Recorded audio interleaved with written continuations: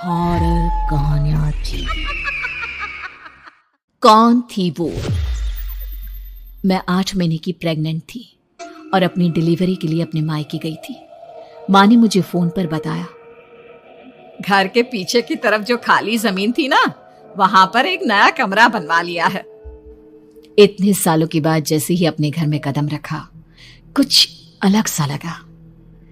माँ, ये घर के पीछे की तरफ नया कमरा बनवाने की क्या जरूरत थी? अरे बेटा, घर के पीछे दूर दूर तक खाली जमीन है। तेरे पापा को कई दिनों से लग रहा था कि यहाँ पर एक कमरा बनवा लेंगे तो ताजा हवा मिल जाया करेगी। अब तो ये सब छोड़ और चल जल्दी से दूध पी ले।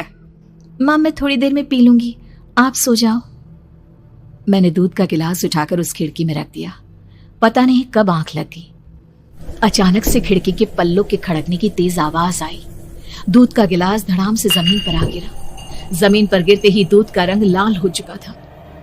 मैंने खिड़की से झांक कर बाहर देखा। चारों तरफ धुप अंधेरा था। उस अंधेरे की तरफ से कुछ आवाजें आ रही थी, जैसे छोटे बच्चे आपस में खिलखिलाकर मस्ती कर रहे हो।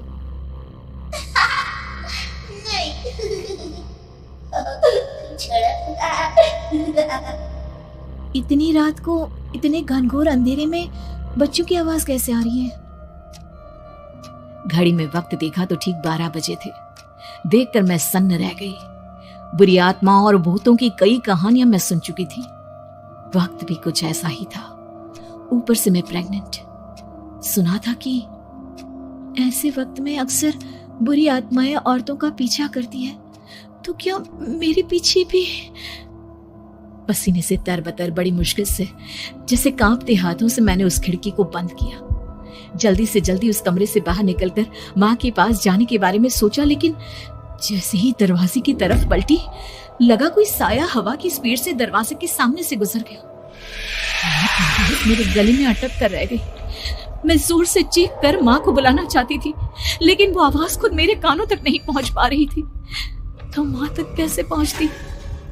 खिड़की के पल्ले एक बार फिर तेज हवा के झोंके से धड़ाम करके खुल गया और पूरी ताकत से मैं चीख पड़ी। जानती थी मेरी चीख की आवाज सुनकर कुछ ही सेकंड में माँ वहां पहुंच जाएगी, लेकिन ऐसा कुछ हुआ ही नहीं। मेरा कलेजा डर के मारे फटा जा रहा था। आखिर माँ ने मेरी आवाज क्यों नहीं सुनी?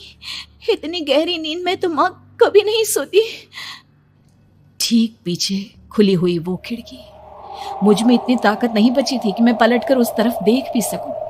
हवा का एक सनसनाता हुआ झोंका उसी वक्त मेरे कानों से आकर टकराया। लगा जैसे किसी ने दबी हुई आवाज में धीरे से मुझसे कहा, चली जाओ यहाँ से। मैंने दोनों हाथ अपने कानों पर रख लिए और एक बार फिर ताकत लगाकर जोर से चीखने की कोशिश की, माँ, पापा।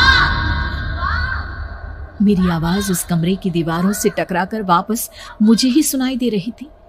जितनी ताकत के साथ मैंने चीखने की कोशिश की थी, कुछ ही देर बाद उससे कहीं ज्यादा तेज और दर्दनाक चीख मुझे सुनाई देने लगी। ये आवाज ठीक मेरे पीछे खिड़की से आ रही थी।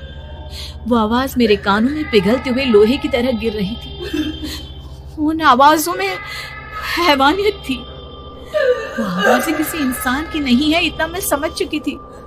कांप रहे हाथों से मैंने अंधेरे में कुछ ढूंढने की कोशिश की। तभी अचानक मेरा हाथ बेड पर रखी टॉर्च पर पड़ा। किसी तरह ताकत लगाकर टॉर्च का बटन ऑन किया, लेकिन ये क्या? सामने दरवाजे पर 3 छोटी लड़कियां खड़ी हुई थी। उनके हाथ में स्टील के चमचमाते हुए चाकू थे। मैं घबराकर लड़खड़ाई और पीछे की तरफ हटी, लेकिन तब तक वो मेरे पास आ चुकी थी। उनकी गर्दन टेढ़ी थी और उनके हाथों के वो चाकू मेरे पेट को निशाना बनाने को तैयार। मैं जोर से चीखी, नहीं, छोड़ दो मेरे बच्चे को, मत मारो, मत मारो, छोड़ दो मेरे बच्चे को। सोनाली, सोनाली, क्या हुआ बेटा? तू इतनी डरी हुई क्यों है? उठ बेटा, क्या हुआ? हड़बड़ाकर मैंने अपनी आंखें खोली। देखा तो दिन निकल आया था। माँ मुझे जगा रही थी। मेरा चेहरा पूरा पसीने से लथपथ था। क्या हुआ बेटा? तुमने कोई बुरा सपना देखा क्या? मैं अभी तक अपने पूरे होश में नहीं थी।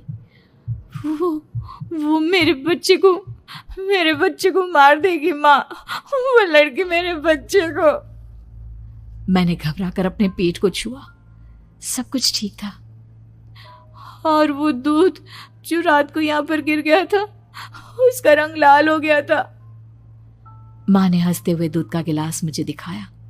तुमने दूध पिया ही नहीं, पूरा का पूरा ऐसे ही रखा हुआ है। तुमसे कहा था ना सोनाली, सेहत के लिए लापरवाही ठीक नहीं बेटा। लेकिन मैंने तो सब कुछ अपनी खुली आंखों से देखा था।